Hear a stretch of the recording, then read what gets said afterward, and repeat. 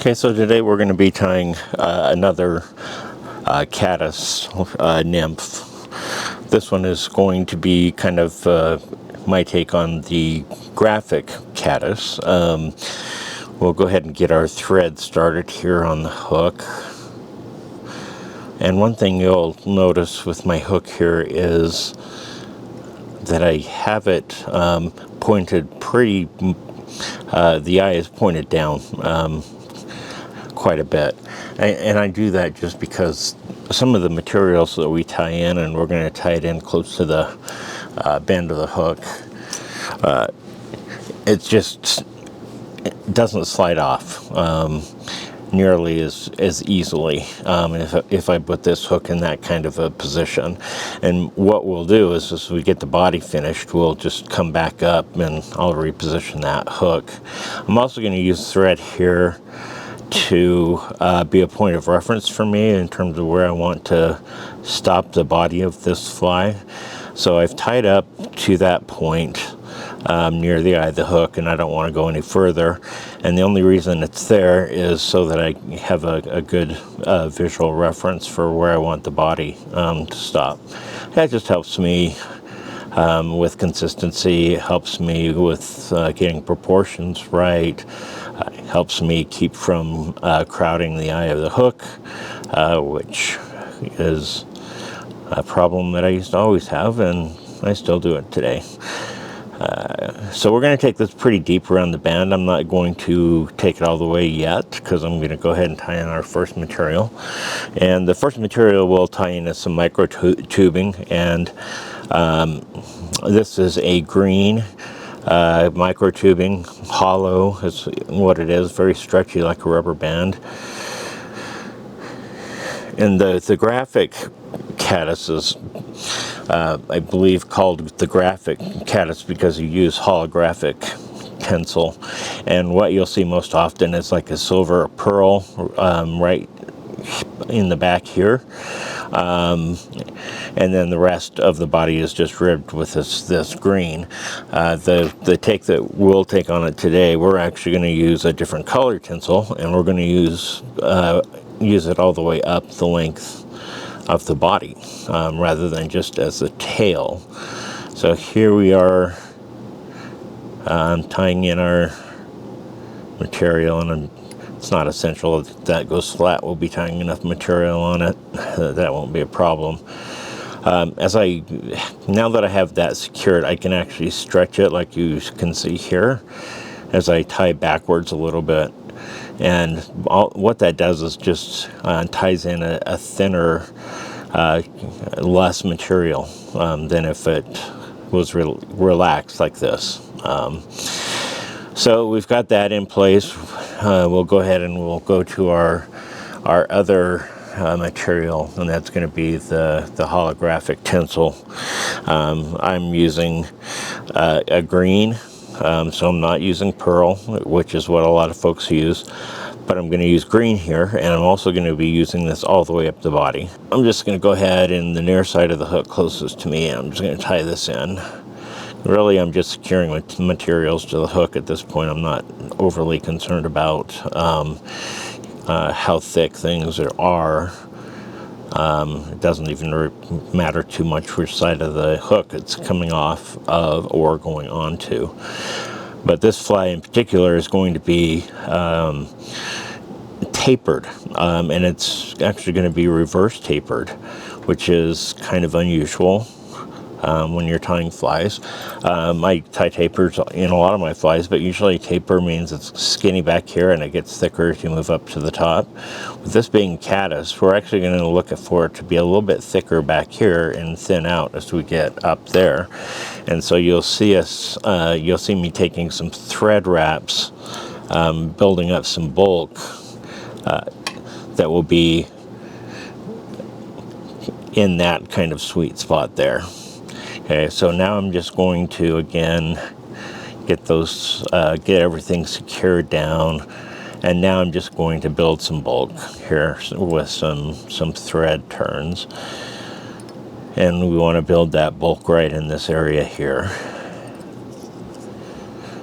So as you can see, I'm just taking passes backwards and forwards, just in this particular vicinity, which just puts more material down in that area, the material being thread in this case, which is going to build some bulk here towards the back end of the fly, so we can have that reverse taper look to this particular pattern. So we'll make one or two more passes here. And then from there, what I'm going to do is we're going to try to get the body as smooth as we possibly can. Just makes wrapping the material on so much easier. So from here, I'm going to actually go ahead and let my thread go counterclockwise, and that's going to kind of flatten my thread out a little bit.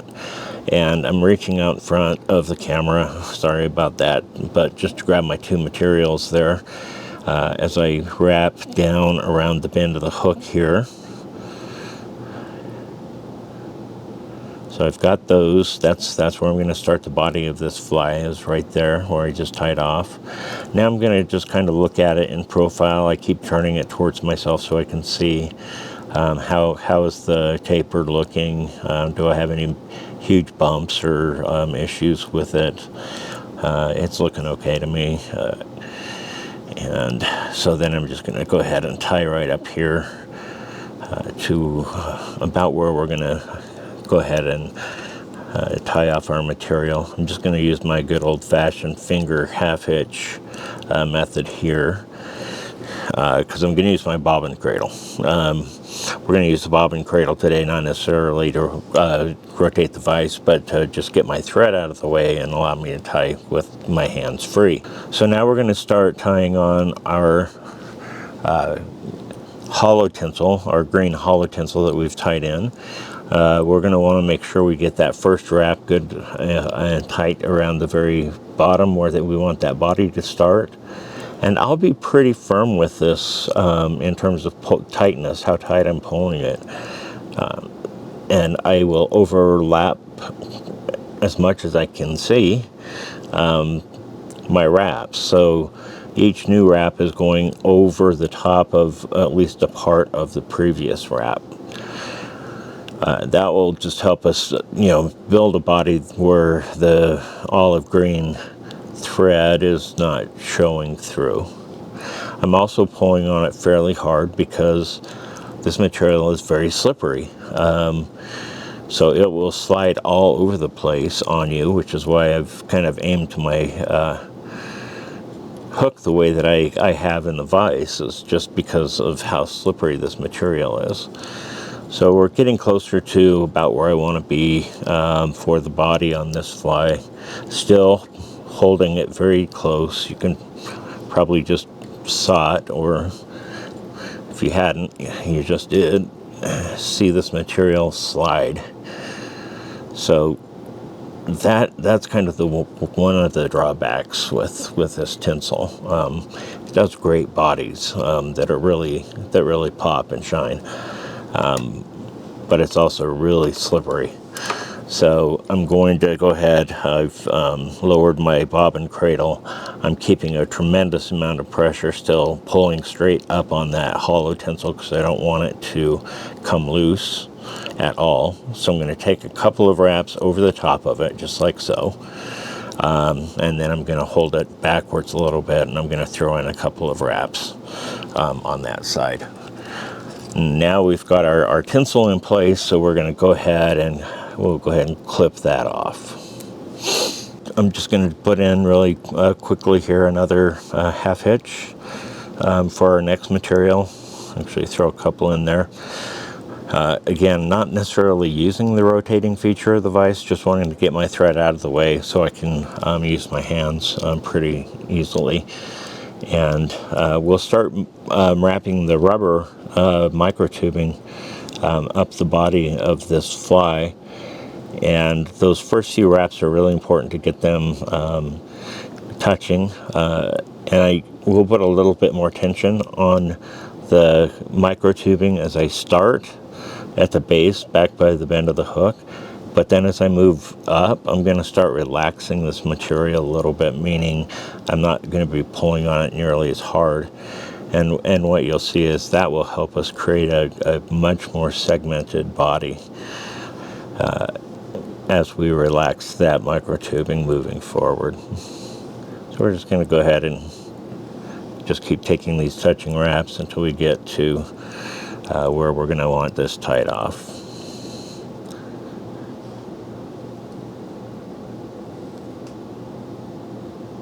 So that's pretty close to about where I want it. I may throw in a couple additional wraps, like so.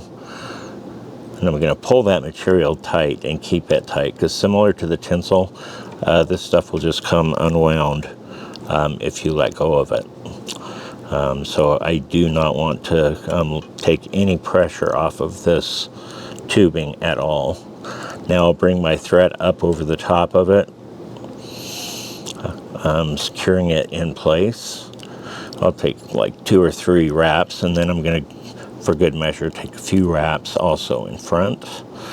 And then with that, I can go ahead and turn my vise. And when I cut the material off here, I'm just going to pull it. You can see it's stretchy.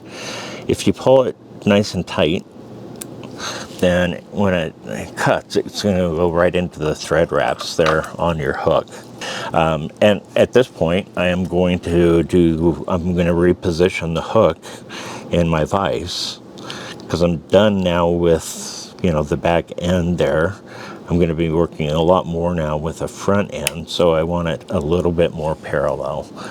Okay, so we went ahead and we've got that going. But a few thread wraps up to the eye, not building bulk, just making sure I have something solid to tie onto. So the next material we're going to use is a partridge feather. We're going to use one from the skin that looks like this. It's got the dark brown bands going through the tan bands. I've shown this many times before, but invest in partridge skin. It's well worth it. Beautiful feathers throughout. Use them for different purposes.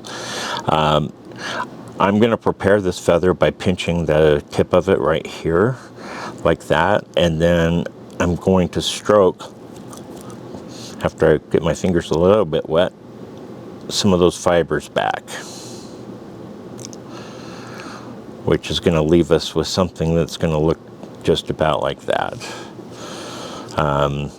Now that I've got it in that situation, I'm just going to go ahead and grab these fibers, and I can actually pull them right off of the stem.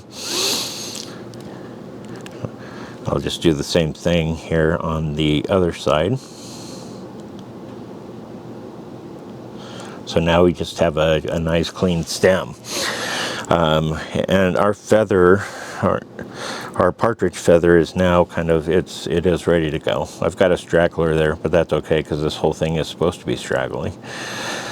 So the next thing we're going to do is I need to cut a notch in the middle here, and this is where you're going to want to be kind of careful. So I'm going to try to show this up close. I'm going to take my scissors and keep the opening on those scissors pretty narrow, and I'm sticking them straight through on either side of the stem on the feather, and then I'm going to just hit my cut. Now I can take that piece that I just removed, and we're now left with something that looks more like this. Okay, so now that we've got the feather pretty much prepared, the feather has a natural bend in it where it's bending back, the same bend as you see on the hook. From here, the most important thing for me is just to make sure I get the length pretty good, which is going to extend just past the body of the fly. And what I want is to try to get some of those fibers on either side of the hook, kind of like that. So you can kind of see it there. It's a little bit longer than what I want it, so I can just grab my stem and pull that back just a hair to the point where it is where I want it. And we're actually going to muck around with that a little bit and manhandle it some. So I'm not overly worried about this being incredibly perfect and delicate at this point. So what I mean by that is I do want these fibers to kind of go all the way around the shank of the hook here. So I'm just going to go ahead and kind of, mess around with them, pulling them down, and some of them are going to be up, and it's basically going to create this almost soft hackle kind of a collar. And then we're going to come back up here, and I'm going to throw in a couple of fairly tight wraps right in here. And I'm doing that to just get the material, our Hungarian partridge material, to flare out a little bit. You notice if the harder I pull, the more you get that kind of flare look. So that takes care of our partridge for right now, and then we're just going to go ahead and move on to our last material. Our last material is going to be ostrich. So I've got an ostrich plume here. It's kind of a slight gray, dark gray color. I've gone ahead and already pulled one of the feathers off of that where it's really puffy, and you can also see that I've cleaned off the bottom end of the stem there. And to do that, I just basically put it between my fingers and just pull on it and strip it like that. So we're going to go ahead and we're going to tie this little guy into place. Let's go ahead and run our thread a little bit backwards and then bring it back a little bit and allow us to capture it right about there. That's about where I want it captured. So I'll give it a couple of really good tight thread wraps, just like that. I'm going to jump in with my scissors again, and we're going to go ahead and take the stem, extra piece of stem off here. So we will throw in our last half hitch here at this point, because at this point I will be probably using my rotary. I'm still using the one finger half hitch kind of method. We'll get our thread in order and hung on our bobbin cradle. From there, we're going to go ahead and grab our hackle pliers, and I'm going to attach my hackle pliers to the end of this peacock feather that I pulled off the plume. And ostrich is really delicate, so you'll want to be careful working with this. Not pulling too tight or it'll just break on you. So we've got that pulled pretty straight up, and again, I don't want to put too much tension, but I am wetting my fingers and trying to get those fibers to kind of go backwards a little bit. And I'm really going to just take touching turns moving up here, meaning the stem. And then every now and again, I'm going to reach back in with wet fingers and draw that material so it's laying backwards. And anytime I see it starting to adjust to where it's not, then I will just go back in again with my fingers and do that, and just keep stroking it backwards right until we get up to the eye of the hook, which I think one more wrap and that will do it for us. Right there. So we'll move our bobbin cradle out of the way here, keeping some tension on that ostrich because I don't want to have it come unraveled on me. I also don't want to pull on it so hard that it breaks. So I'm going to use my good old-fashioned wiggle method, where I wiggle the thread back and forth to try to capture fewer fibers when we're finishing this thing off here.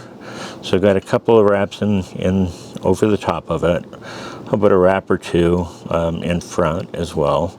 Then I can release my hackle plier, just like so, and put it back to where I can find it again.